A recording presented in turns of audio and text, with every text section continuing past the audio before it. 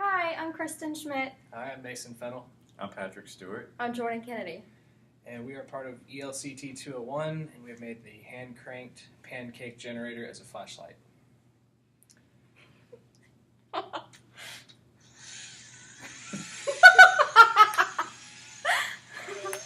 god. The objective of our project was to build a hand-crank flashlight that could be powered by a DC Pancake motor. Constraints within the project were the ability to hold our product or circuit within one hand and crank with the other, as well as withstand a 3-foot drop. For our project, we use supercapacitors. They store a lot of energy and they have a higher capacitance than average capacitors. With supercapacitors, they also have what's called equivalent series resistance, also known as ESR. Since we use two 1 farad 5.5 volt capacitors, they each have an ESR of 30 ohms.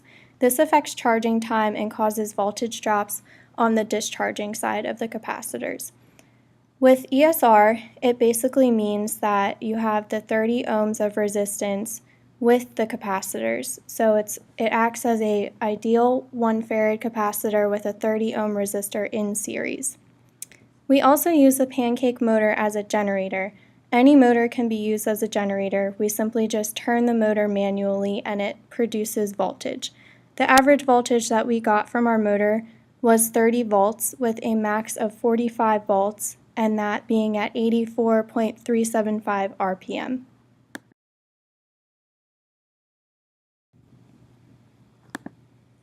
We also used an LED, which is a 1 watt ultra bright LED that was powered by the Pancake generator.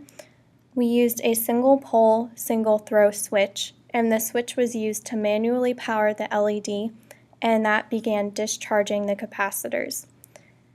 We used a 1N4007 diode, and this was used for polarity issues. It allows current to flow in one direction while blocking it in the other direction in case the polarity is off for the capacitors.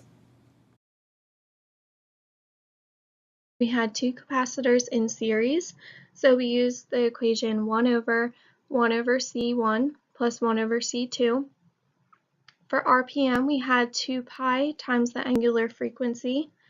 For power in watts, we had the current times voltage, and we also had power equals torque times RPM, where torque equals power over RPM.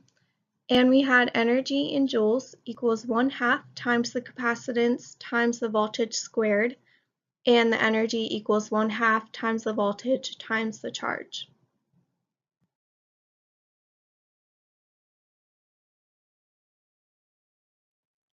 Some more equations that we use include the charge in coulombs equals the capacitance times the voltage. For charging time, we have the voltage of the capacitor equals the voltage source times 1 minus e to the negative t over RC, where the charging time in seconds equals negative RC times the natural log of the voltage across the capacitor over the voltage source minus 1. For the discharging time, we had the equation the voltage of the capacitor equals the voltage source times e to the negative t over RC, where the discharging time in seconds equals negative RC times the natural log of the voltage across the capacitor over the voltage source.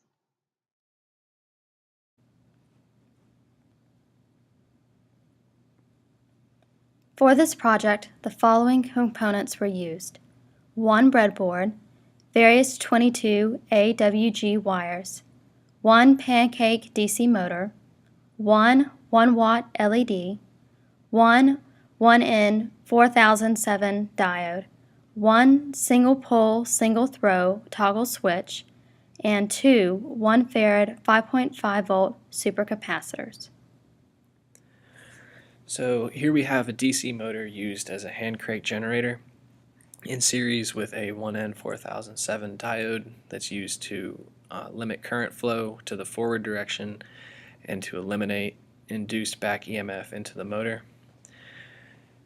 Then we have two capacitors in series, totaling up for 0.5 farads total, and each capacitor has a voltage of 5.5 volts, so the total voltage will be 11 volts.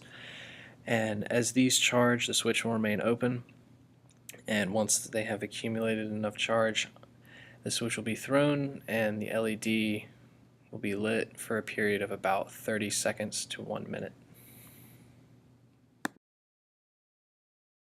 Just add them and then we'll have. First thing we did for the procedures was measure the charging and discharging times with a DC power source and with the hand crank DC motor. This was to get a feel for as to how much charge the capacitors would hold and how fast they would discharge. We also used the oscilloscope and the digital multimeter to measure these values, and we arranged them variously in series and parallel. Once we did that, then we moved on to finding the max voltage and current through the LED we were going to use as a light source, and being able to graph that as an exponential function. As you increase the voltage, the current will increase exponentially, and therefore limiting you to only using so many volts before the LED will burn out. After that, we calculated the corresponding values of the components, figured out that about two 1 farad capacitors in series would be the most efficient and capable way of doing the circuit. So we then Data, results, capacitance. We calculated our capacitance to be 0.5 farads, our RPM using the formula to be 84.375 RPM. Using the power formula, we calculated the current to be 0.075 amps, the input power to be 2.25 watts, and the output power to be 4.8312 watts. Using the energy formula, we solved for energy and found R's to be 30.25 joules. Charge, Q, was found to be 5.5 coulombs, and charging time in seconds. So, we have to get this part done. But our inside of the cap. Okay. This screenshot of our discharge time we calculated to be 30.1 seconds for discharge. This slide shows the charge time, which we calculated to be 16.7 seconds. All right.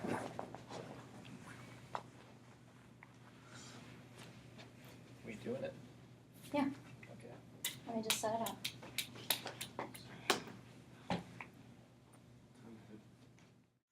In conclusion, we ran into a few problems along the way.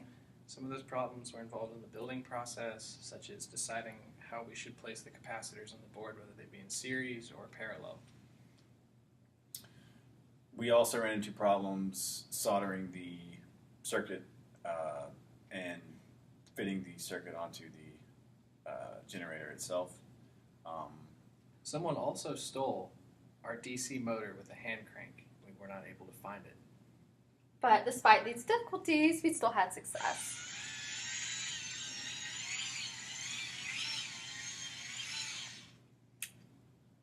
Look at that. And that's our project.